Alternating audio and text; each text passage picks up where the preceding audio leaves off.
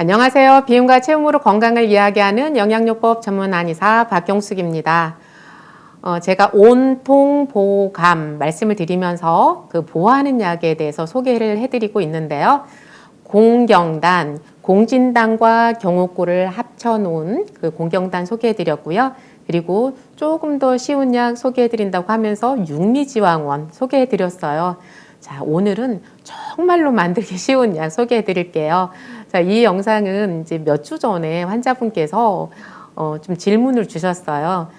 쌍화탕을 끓여서 드시려고 하는데 어떻게 얼마만큼 넣고 어떻게 끓여서 어떻게 먹어야 되느냐 이제 이런 질문을 주셨더라고요. 그래서 그분을 위해서라도 이 영상을 한번 만들어야 되겠다 생각을 했어요. 자, 누구나 먹을 수 있는 보약 쌍화탕 만드는 방법에 대해서 소개해 드려 보도록 하겠습니다.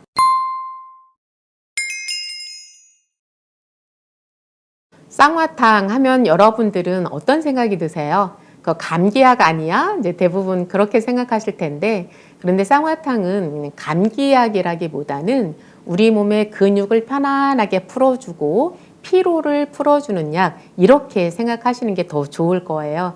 그런데 이 감기에 걸렸을 때는 우리가 어떤 증상을 완화시켜주는 게 그 감기약이 따로 있는 게 아니라 우리의 면역을 올려줘야 피로가 풀려야 감기도 훨씬 쉽게 좋아지잖아요. 그런 측면에서 우리의 피로를 풀어서 감기를 더 빨리 회복할 수 있도록 도와주는 그런 측면이 있다고 생각을 하시면 될 것 같아요. 그래서 감기약이라고 했을 때도 틀린 말은 아니에요. 그런데 실제로 감기 치료하는 그런 약은 아니고 그 감기가 잘 좋아질 수 있도록 이렇게 도와주는 약이다. 이렇게 생각을 하시면 되고요.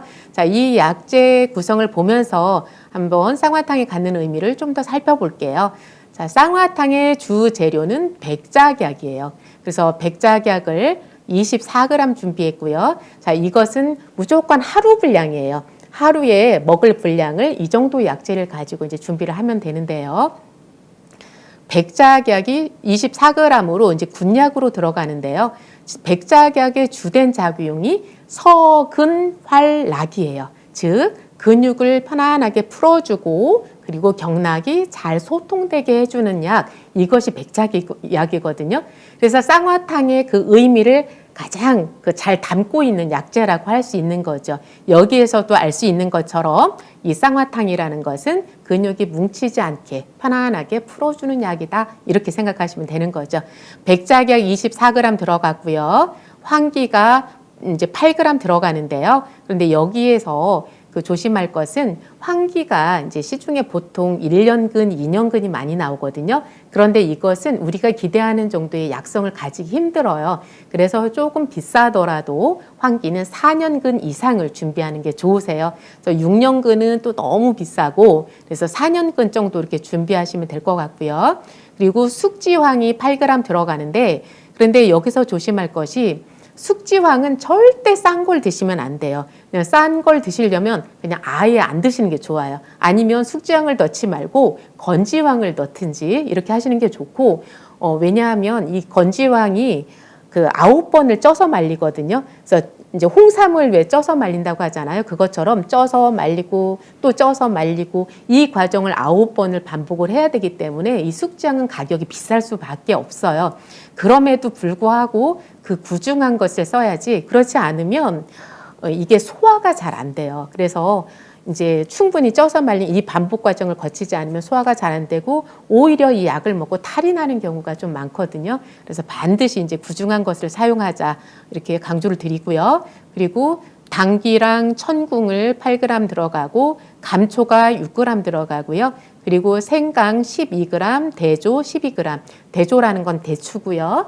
그리고 이제 생강이라는 것은 신선한 생강을 사다가 껍질을 벗기지 마시고 껍질째로 사용을 하는데 그 바깥의 흙만 깨끗하게 씻은 다음에 동전 두께로 이렇게 얇게 편을 썰으면 되는 거예요. 그렇게 해서 12g 준비하고요. 자, 이렇게 이제 준비됐죠?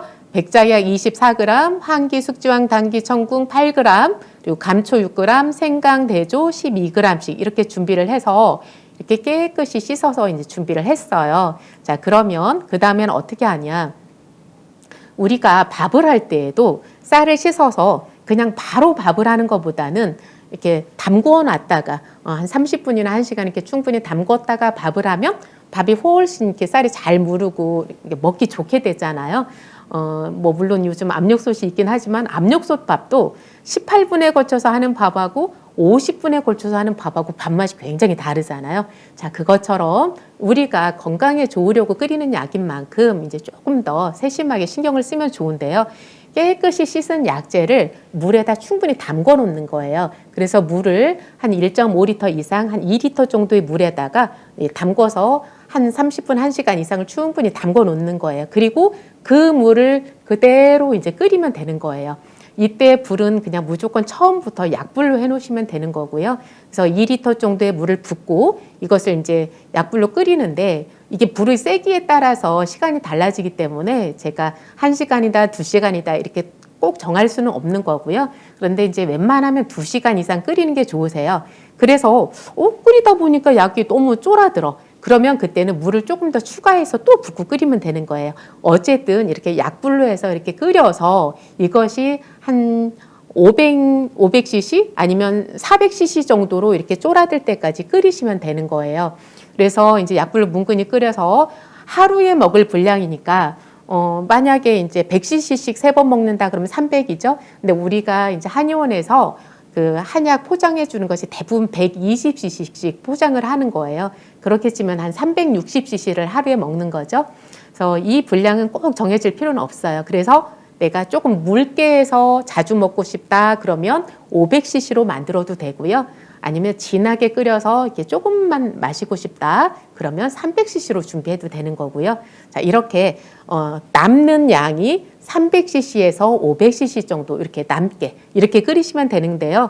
이렇게 끓여서 옛날에는 보면 약재 끓여가지고 이렇게 배보자기에다 넣고 막 꼭 짜고 그랬잖아요. 그런데 그렇게 할 필요는 없어요. 약을 끓여서 이것을 그냥 이렇게 체에다 이렇게 받쳐서 내리는 정도로 그렇게만 하셔도 되는 거예요. 그래서 약을 오래 끓이면 거기에서 이미 충분히 우러냈기 때문에 이거를 짤 필요 없다는 거예요. 예전에는 정말 약이 귀하던 시절이잖아요. 그거 한 방울 한 방울까지라도 다 짜서 먹으려고 이제 그렇게 했는데 이제 지금 그렇게까지는 하실 필요 없고 이렇게 그냥 받쳐서 내려오는 것만 드시는 것이 오히려 더 이렇게 맑게 드실 수 있기 때문에 저는 그걸 권장해 드리고요. 자, 어떠신가요? 오늘은 정말 좀 만들기 쉬운 약 맞죠? 이렇게 약재를 준비해서 깨끗하게 씻은 다음에 물에다 넣고 불려서 약불로 끓인 다음에 내가 원하는 정도의 어떤 분량이 남았다 하면 이제 불을 끄고요. 그것을 체에 받쳐서 그거 이제 분량으로 나누어 드시면 되는 거죠. 자, 그래서 그냥 하루 먹을 분량이 이거니까 만약에 내가 5일 정도 먹을 분량을 하고 싶다 그럼 여기에다 5배를 하면 되는 거고요. 또 열을 먹고 싶다 그럼 여기에다 10배를 해서 그렇게 해서 끓이시면 되겠죠. 자, 쌍화탕이라는 것은 오늘 새로 알았죠? 감기약이라기보다는 근육을 풀어주고 피로를 풀어주는 그런 약이다. 그래서 우리가 생활을 하다 보면 막 늘 어깨 뭉치고 다리도 아프고 여기저기 좀 근육통이 사실 많잖아요. 그리고 이렇게 봄철에서 이제 환절기를 지나가면서 이제 또 감기에 걸리시는 분들도 많고요. 이게 감기에 걸렸을 때 또는 우리의 근육이 피곤할 때 이럴 때 쌍화탕 한번 집에서 끓여서 이렇게 차처럼 수시로 마시는 것도 좋을 것 같아요. 이렇게 제가 3주에 걸쳐서 보약을 만드는 방법 소개해 드렸는데요. 다음 시간에는 보에 대한 또 다른 관점에서 한 번 더 말씀드리도록 하겠습니다. 같이 해주셔서 감사합니다.